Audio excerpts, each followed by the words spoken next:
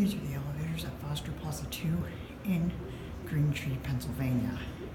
These are Dover Oildraulic elevators with traditional fixtures from the late 70s, early 80s. Adams replaced a button. Schindler Westinghouse Braille.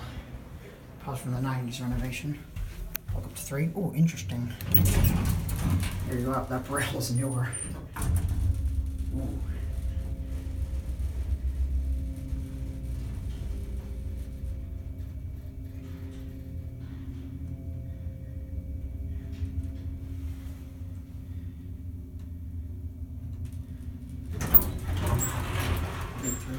Very interesting look back down one you can use, the other one you use. Case very nice elevator. Idiot phone.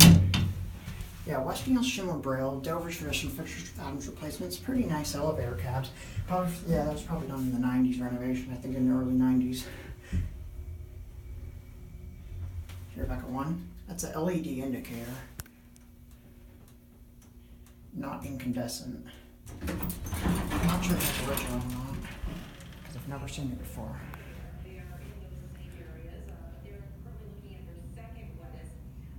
The door takes a while to close.